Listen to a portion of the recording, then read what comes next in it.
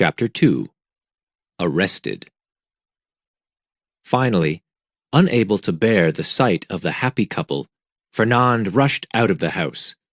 Mercedes followed him. "Dear cousin, I want you to embrace my husband-to-be," she pleaded. "I know he will find a true friend in you, as I did." Fernand shrank back from this demand. As Edmond came to him with a smile and an outstretched hand, Fernand could only bring himself to touch the hand quickly and coldly. Then he hurried away, hardly watching where he was going. He was so deep in misery that he passed by an inn without noticing Danglars and another man seated at a table outside. Glasses of wine and a half-empty bottle were before them. Danglars called to Fernand and motioned the waiter to bring another glass. At the sound of his name, Fernand looked around wildly, as if awakened from a bad dream.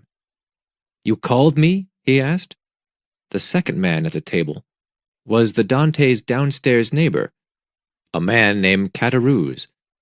Now he answered Fernand. "Yes, we called.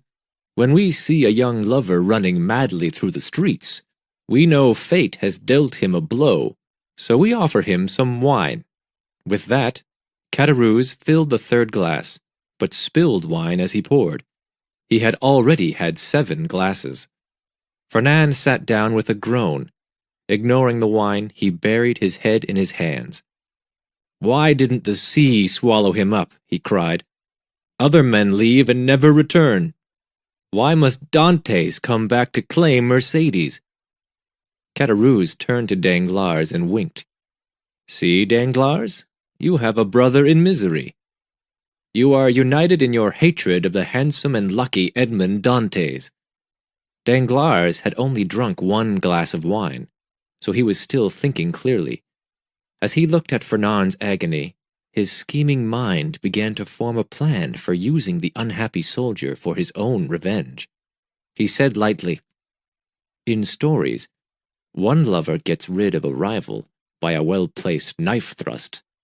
But perhaps real men are too timid for that." Fernand was stung by this insult and looked up angrily. "As a soldier and a man, I would not hesitate for 1 moment to put a knife in Dante's heart," he cried. "But alas, Mercedes has forbidden it. I would earn his death and her hatred with the same blow." "Well then," said Caderousse cheerfully, "you will just have to see them married before the Pharaon sails again under its new commander, Captain Edmond Dantes." This time it was Danglars who looked up angrily. "I will thank you, Caderousse, not to keep mentioning my loss. If certain authorities knew what I know, Dantes would not be made captain. In fact, he would be arrested for conspiring against our good king, Louis XVIII. Danglars saw he had the full attention of the other men, though Caderousse was beginning to succumb to too much wine. Danglars leaned across the table and whispered, "Edmond Dantes stopped the ship at Elba and went ashore to see an enemy of the king, the exiled Napoleon. When he came back on board, he carried a letter. It was no doubt addressed to Napoleon's friends in Paris.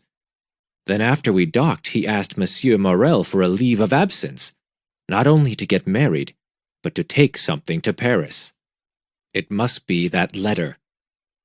"Where is the letter now?" asked Fernand, shocked at such dangerous conduct. "It must be in one of 3 places," replied Danglars. "Dantes may be carrying it, or he has left it at his father's apartment, or it is in his cabin on board ship." Fernand now went very pale. In a voice shaking with determination, he cried, "I shall go to the king's prosecutor, here in Marseille, and denounce Edmond Dantes as an enemy of the king." Danglars shook his head in disapproval. "They will make you sign your declaration. Then they will put him in prison, but only for a few years. The day that he is freed, he will come looking for you.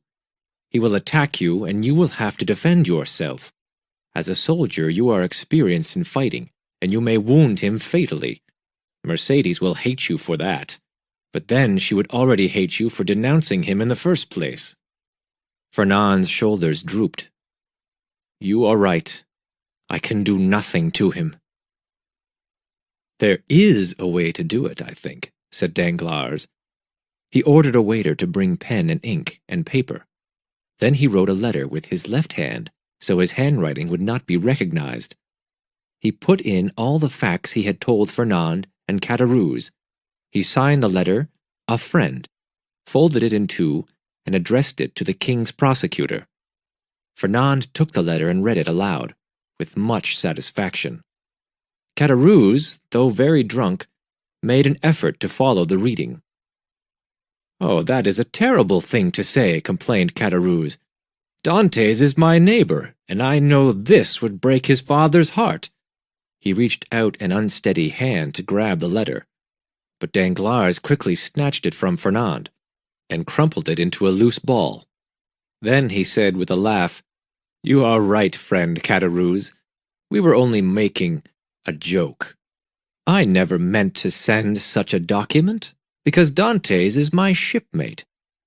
He tossed the crumpled letter into the bushes near the table, then added, "Now I will help you home, for too much wine will cause a man to stagger. Goodbye, Fernand." Danglars helped Caderousse to his feet, and led him away from the inn. The drunken man went willingly, but slowly. As they walked up the street, Danglars glanced back. Fernand had risen and was searching in the bushes for the letter. Danglars smiled to himself, well pleased with his own cleverness and judgment of other men.